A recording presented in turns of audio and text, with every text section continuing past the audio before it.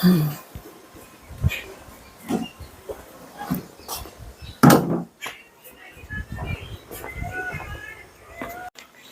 Shri Krishna, good morning. જો ગાયોની ગમાણમાં આવી છું આ સીધું કરવા, અને લગભગ 9:15 9:30 થયા છે અને હમણાં જસ્ટ ખોલી, કારણ કે સાવજ ગયા હતા રેણુબેનને લેવા, તો કોઈ જ ના હોય અને બિલકુલ એકલી હોઉં તો હું બિલકુલ આટલી ઉતાવળ નથી કરતી.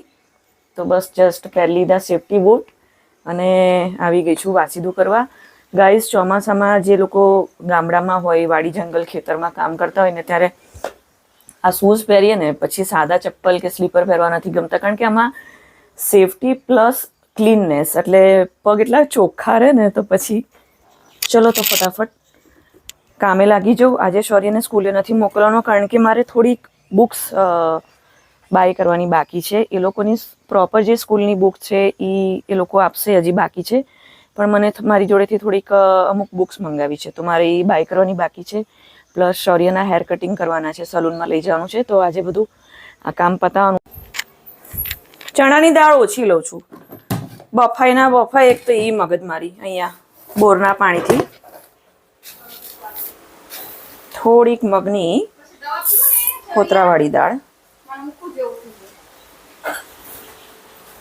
આમાં મેં દર્શીલભાઈને પૂછ્યું તો મેં તો મોટી કાળી બેગ આવે છે ડસ્ટબિનમાં, મને મૂકવા કામ લાગે. આપણે આ તપાવી પડશે, પણ તડકો આમાં છે. તુવેર દાળ નથી, એટલી બધી મને નથી જોતી.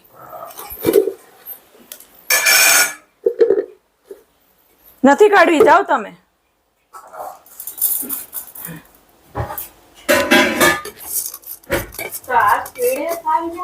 હે પેલો ક્યાં છે?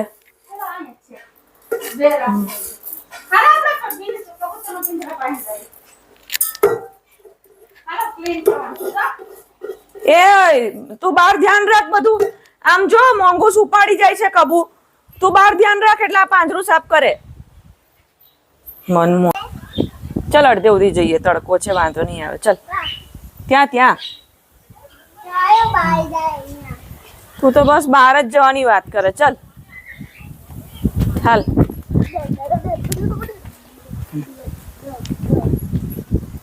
ये करके दिखाओ, ये फिर ये. એ તારા ઉભા રહો તો બધું હેરમાં કચરો. બતાવ. હું કઈથી બતાવું? કાઢું છું. એ ઉપર કોઈના બચ્ચા બોલે છે, બુલબુલના કોઈના બચ્ચા. જા, આ મશીનનો અવાજ આવે છે, એ ટ્રી કટિંગ થાય છે. એની માટે ચક્કી માં હોય ને, એની માટે એકેથી નહીં કટ. યસ, ટ્રી કટ નહીં કરવાના. એના માટે અંદર ચક્કી રે અને ચક્કીના નેસ્ટ હોય ને, પછી મરી જાય, એટલે ટ્રી કોઈ દિવસ નહીં કટ કરવાના. આમ જો કેટલી મસ્ત છે, જો વ્હાઈટ કલરની. વાવ છે, એકદમ સોફ્ટ હોય. એને તોડીને શું કરશું પછી? એ છે ને મૂળ જાય. જો ગાઈસ, કેટલી સરસ છે. જો વાવ. 1 મિનિટ લે ભાઈ, આ 1 મિનિટ. મશરૂમ રેણુબેન ને બતાય. પૂરી દો પાણી, હું બદલી કાઢીશ. ઈ ભલે રહ્યું કુંડું બાર. મશરૂમ. લક્ષ્મી, આજે નથી ને મચ્છર કે છે? જોવા દે. હે બેટું? ઓહો, હા જો, આહા ધરાઈ ગયા. નથી બેટા. હે બસ તું તોડ અને માર બધાને. અરે ગૌરીને એકલું રહેવું બહુ ગમે, એને અટેચમેન્ટ નથી ગમતું. બસ એને ખાલી લક્ષ્મી જોડે રહેવા દો.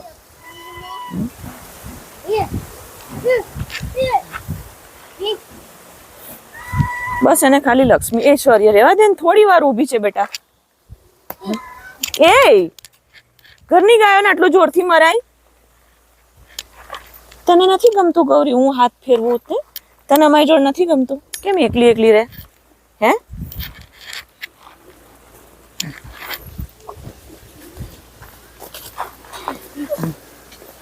અરે એક હાથે કેમેરો પકડું કે ખંજવાડું એ તો નક્કી કરો. ઉભેર ખંજવાડું છે રે, માર નહીં. એ લોકો થોડી વાર ઊભી છે યાર. એટલું સરસ વાતાવરણ છે. આજે વરસાદે થોડોક બ્રેક લીધો છે. તડકો ક્યારેક ક્યારેક નીકળે છે, ઉઘાડ છે, સવારથી એક ઝાપટું નથી. આપણે કહીએ ને કે આપણા રોજના રૂટીનમાં, કામમાં, આપણી લાઈફમાં થોડો થોડો બ્રેક બધાને જરૂરી છે. તો વરસાદ પણ ક્યારેક બ્રેક લે ને તો સારું લાગે. ગાયો એટલી મસ્ત ચરે છે. એટલું દૂર નહીં, પપ્પાએ ના પાડ્યું છે એટલે બધે દૂર નહીં. તો ગાયોને પણ મજા આવે છે. આજે એટલા કંઈ ડાલા મચ્છર એને ચોંટતા નથી. તો જો વાતાવરણ કેટલું સરસ છે. તો ક્યારેક બ્રેક લે ને તો મજા આવે. ક્યારેક હે ને સાંજે એક ટાઈમ પડી જાય. ભાઈ કુદરત છે, આપણી સલાહ પ્રમાણે, આપણી ઈચ્છા પ્રમાણે નહીં ચાલે. પણ આ તો આપણી ઈચ્છાઓ. શું છે અંદર? હે બી ગઈ યાર. તું મને બીવડાવ નહીં. કબડ્ડી કબડ્ડી કબડ્ડી કબડ્ડી કબડ્ડી કબડ્ડી કબડ્ડી કબડ્ડી. એ હા, હું મોટર ચાલુ કરીને આવું. જો નિરાતે ચરે છે, અવેડો સાફ કરે છે સાવજ, અને હું જઉં છું મોટર ચાલુ કરવા. બદામ જો જેને ખાવી હોય આવી જજો ગાઈસ. નારિયેળ પણ લાગી ગયા છે જો એક એક ઝાડ પર.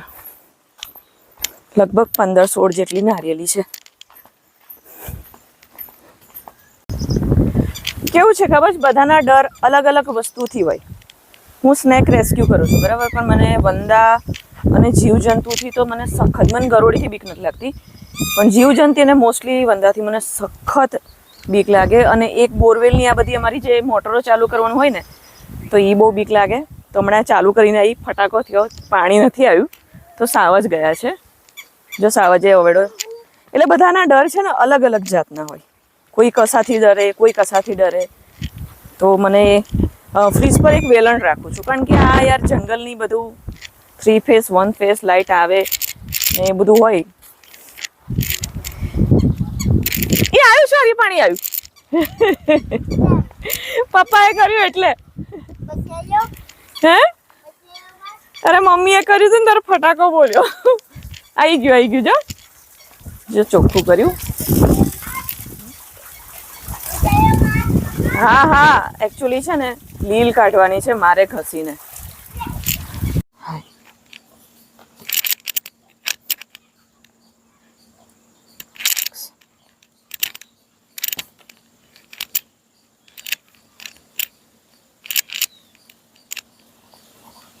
શૌર્ય પી નાખેલા સી. મારા દીકરાની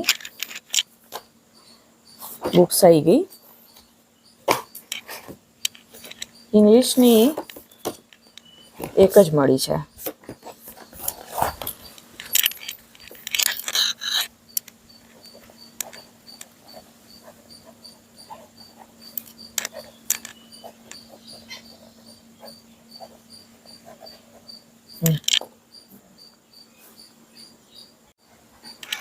જો અત્યારે કપડાં સુકાવાના બાકી છે અને સાંજની રસોઈનું ભજીયાનું વિચાર્યું છે. એટલે અત્યારે ભજીયાનું હું કરવા જઈશ. એટલે એટલી ટફ લાઈફ છે. સવારે મારે વાસીદું હોય, કપડાં સુકાવાના હોય, પણ શૌર્ય બહાર નીકળી જાય એટલે એની પાછળ ધ્યાન રાખવામાં એક વાસીદું માંડ થાય. કારણ કે વાસીદું કમ્પલસરી. કપડાં હું 2 વાગે 3 વાગે સૂકવું ચાલે, કપડાં ઇમ્પોર્ટન્ટ નથી, કાલે જોઈએ કપડાં. તો એવી લાઈફ છે. મારા સાસુ નથી, મારી મમ્મી નથી. સાસુ નથી એટલે અમે અહીંયા પહેલેથી જ છીએ. શૌર્યના જન્મ પહેલેથી. સાસુ હોત તો અમે રાજકોટ હોત. તો આવી લાઈફ છે. કારણ કે જે સિંહ પ્રેમીઓ છે એ લોકોને ખબર હશે કે થોડી 4 વર્ષનો નાનો બાબો સિંહે ઉપાડ્યો, વાડીમાંથી ઉપાડી લીધો, એના મા બાપની શું હાલત હશે. તો આ એ જગ્યા છે. અહીંયા અવારનવાર જનાવરના વિડીયો વાયરલ કરવા, શેર કરવા ઇલીગલ છે, કાયદાકીય નથી. એટલે અમે તમને બતાવી ના શકીએ કે જો સિંહ નીકળ્યો. અમારી વાડીમાં અમારે જો અમારી ગાયોનું જેટલું ધ્યાન રાખવું પડે. જો પોતે ખાઈ પીને સૂઈ ગઈ કે. તો આખો દિવસ જો શૌર્ય સ્કૂલે ના જાય એટલે મારે ખાલી આ 2 કામ કરવામાં એટલી તકલીફ પડે કેમ, કારણ કે કોન્સ્ટન્ટ એની જોડે જોડે રહેવું પડે. વીછી, સાપ, જનાવર આ બધાનું ધ્યાન રાખવું પડે. તો અત્યારે હું સાંજે ભજીયાનું તૈયારી કરીશ અત્યારે કેમ, કારણ કે સાંજે અત્યારે હું પલાળી દઉં, ભેગું કરી દઉં, કારણ કે સાંજે મારો કિચનમાં વારો હોય તો મારે વિચારવું પડે, કારણ કે 2 આઈટમ ઓછી હોય. આ સિટી નથી કે આ એક્ટિવા લીધું અને આ દુકાનથી વસ્તુ લઈ આવ્યા ને પછી રસોઈ બનાવી. અહીંયા એવું નથી. સાવજ સાચવે કે સાવજ કશે લઈ જાય ત્યારે રસોઈ થાય.